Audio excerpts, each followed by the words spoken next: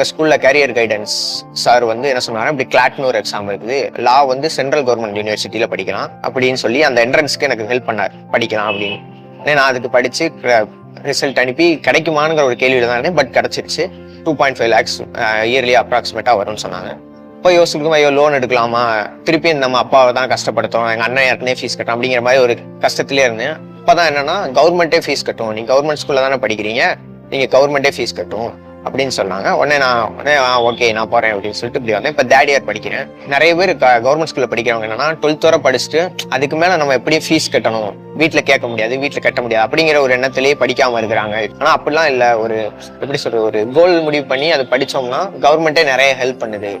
அப்ப அப்படி ஹெல்ப் பண்ணா இப்ப தேர்ட் இயர் வந்துட்டேன். எனக்கு அடுத்து நிறைய ஜூனியர்ஸ் எல்லாம் படிக்கிறாங்க. இப்போ கவர்மெண்டே வந்து மொத்த செலவு, இவங்க படிப்பதற்கான மொத்த செலவுமே அரசே ஏத்துக்கிறாங்க. அது எவ்வளவு பெரிய விஷயம் உங்களுக்கு? எங்க அம்மா அப்பாவுக்கு சுமையை கொடுக்காம நான் படிக்கணும்னு ஆசைப்பட்டேன். கரெக்டா அது கவர்மெண்டே நிறைவேற்றி கொடுத்துருச்சு.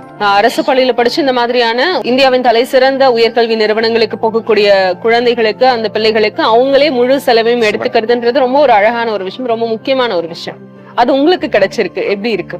சந்தோஷமா இருக்கு. எந்த ஒரு பிரச்சனையும் நான் படிக்கிறேன். இன்னும் 2 வருஷம் இருக்கு, மொத்தம் 5 வருஷம். 5 வருஷமே கட்டுறேன்ட்டாங்க கவர்மெண்டே. உங்க நீங்க ஸ்கூல்ல எவ்வளவு சப்போர்ட் பண்ணாங்க? மார்க்குங்கிறத விட நீ என்னதாகணும், நீட்னா டாக்டர் ஆகணும்னா நீட் படி, பயாலஜி கெமிஸ்ட்ரி அது படி, இல்லையா மேக்ஸ் படிக்கும், இன்ஜினியரிங் ஆகணும்னா இன்ஜினியரிங் படி, அப்படி அப்பயே கேட்டகரைஸ் பண்ணிட்டாங்க, நீங்க எது படிக்க போறீங்க அப்படின்னு. இப்ப நான் சரி லா படிக்கலாம்னு ஆசைப்படுறேன் சார் அப்படின்னு கேட்டேன்.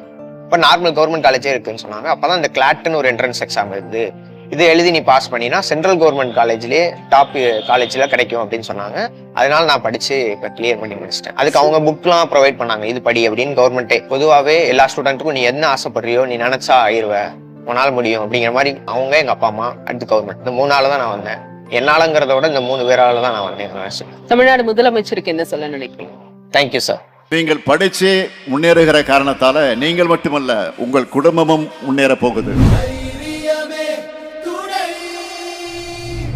வெளியீடு உங்கள் செய்தி மக்கள் தொடர்புத்துறை.